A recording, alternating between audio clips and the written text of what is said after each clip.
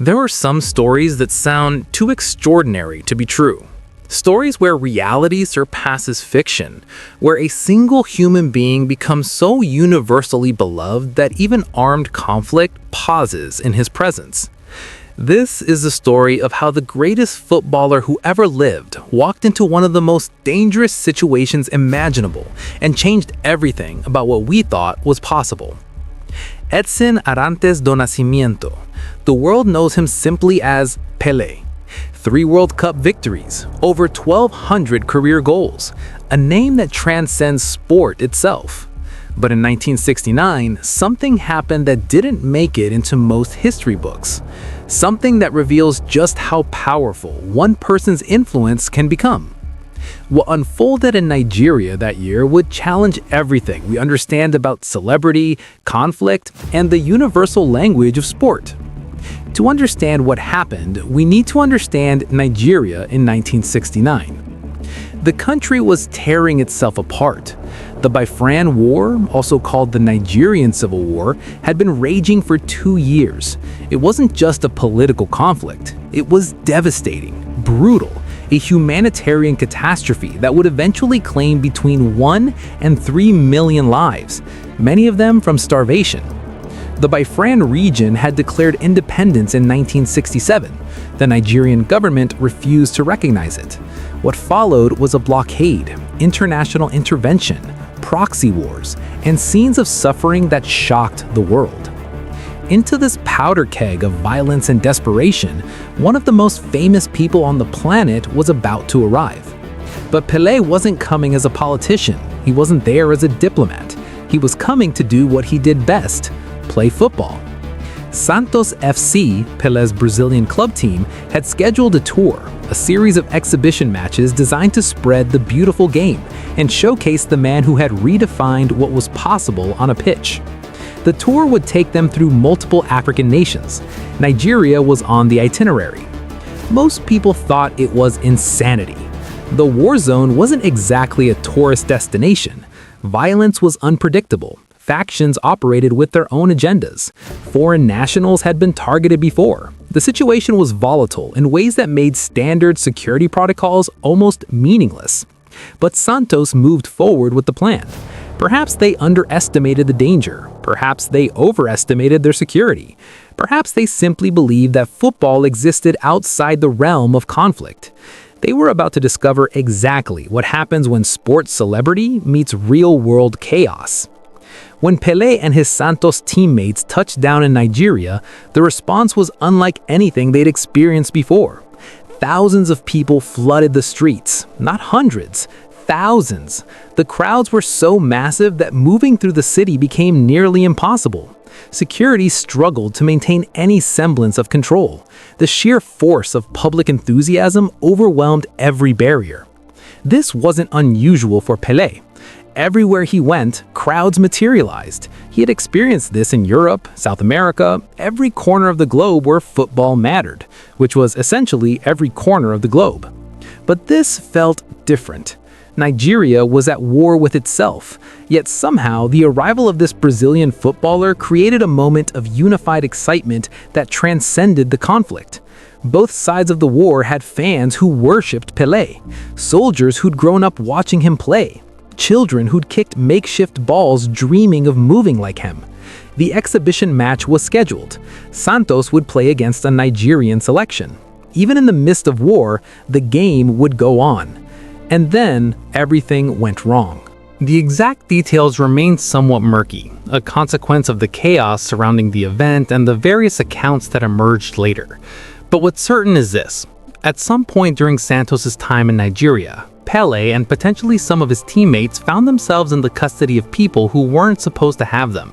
Some accounts describe it as a kidnapping, others as a forcible detention. The semantics matter less than the reality. One of the world's most famous athletes was being held against his will in an active war zone. The group responsible has been variously identified in different retellings. Some sources point to Biafran soldiers, others suggest Nigerian forces, still others mention militant factions operating semi-independently. The fog of war makes definitive attribution nearly impossible decades later. What matters is what happened next. because what transpired wasn't a ransom negotiation. It wasn't a hostage crisis that dragged on for days or weeks. It wasn't a dramatic rescue operation conducted by special forces. What happened was something far more remarkable. Word spread quickly through the region. Pele was being held. The king of football was in danger. And then something unprecedented occurred. The war stopped. Not permanently, not everywhere, but in the specific area where Pele was being held, combat operations ceased. Both sides, forces that had been killing each other for years, agreed to a temporary ceasefire. Let that sink in for a moment. A civil war that had claimed hundreds of thousands of lives, that had generated international condemnation, that had resisted countless peace efforts, that war paused because a footballer was in danger. The ceasefire wasn't negotiated by world leaders. It wasn't brokered by the United Nations. It emerged organically from the simple, staggering fact that both sides revered this one individual more than they hated each other. Soldiers on both sides of the conflict had grown up idolizing Pele. They'd watched him win the 1958 World Cup as a 17-year-old prodigy. They'd seen him dominate the 1962 tournament despite injury. They'd witnessed his masterclass performance in the 1970 World Cup, which was still a year away, but everyone knew was coming. Football wasn't just entertainment to these men. It was hope, aspiration, a connection to a world beyond the violence consuming their country. And Pele represented the absolute pinnacle of that world. The message came down through the ranks. Fighting was suspended in the area. Pele would be released. He would be allowed to leave safely. The match would proceed. What happened next sounds like fiction. The exhibition match went ahead. Santos took the field against the Nigerian selection. Thousands packed the stadium. The same people who'd been at war with each other just hours before now sat together watching football. Pele played. He dazzled the crowd with the skills that had made him a living legend. He scored. The stadium erupted not in the violence that had defined the region for years, but in pure joy. For 90 minutes, the war didn't exist. Soldiers on both sides of the conflict cheered for the same moments. They gasped at the same near misses. They celebrated the same brilliant passes. They witnessed greatness together. When the final whistle blew, something shifted. It wasn't peace. The war would continue for another year and a half, ending finally in January 1970. But it was a glimpse of what was possible, a reminder that underneath the tribal affiliations, the political divisions, the military factions, there existed something universal. Pele later recalled the experience with a mixture of fear and wonder. The danger was real. The situation could have ended very differently. But what stood out in his memory wasn't the threat, it was the power of what happened when violence gave way to sport. This incident, though often disputed in its exact details, points to a larger truth about Pele's impact on the world. He wasn't just an athlete, he transcended sport in ways that few figures in history have managed. Think about what it means for a civil war to pause. Wars don't stop for celebrities. They don't halt for movie stars or musicians or political figures. Combat operates under its own brutal logic, indifferent to fame and status.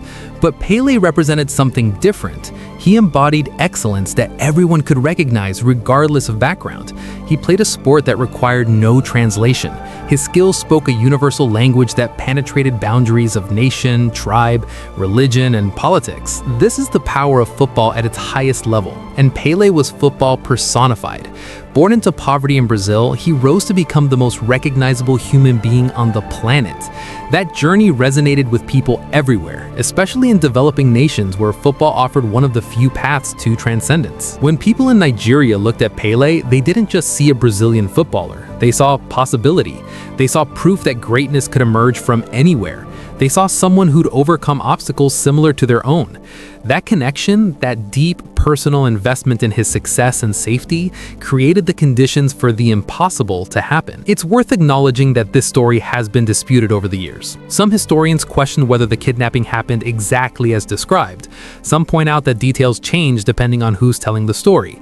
Some argue that the ceasefire, if it occurred, was more limited in scope than popular retelling suggests. These are fair criticisms. War zones don't generate clear documentation. Memories fade and evolve. Legends grow larger than the the events that spawned them. But here's what's undeniable. Santos did tour Africa in 1969.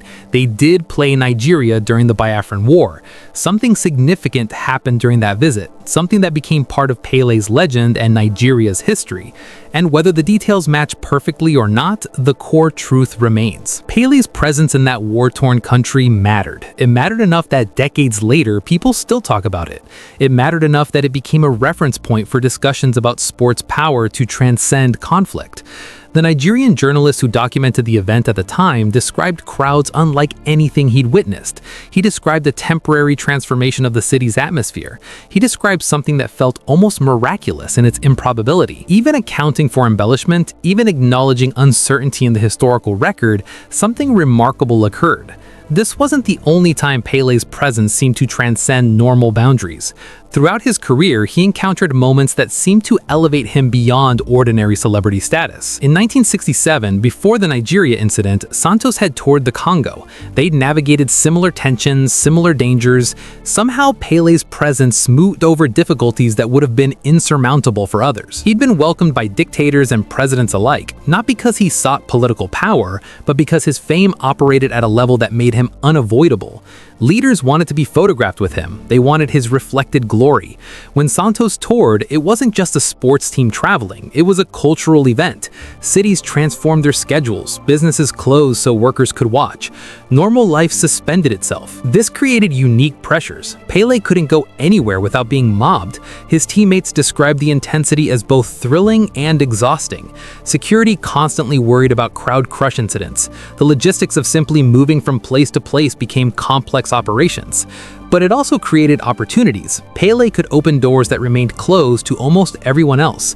His universal appeal became a form of currency that transcended traditional power structures. The Nigeria incident represented the extreme end of this phenomenon, the moment where his personal magnetism encountered the harshest possible test, and somehow, improbably, passed it.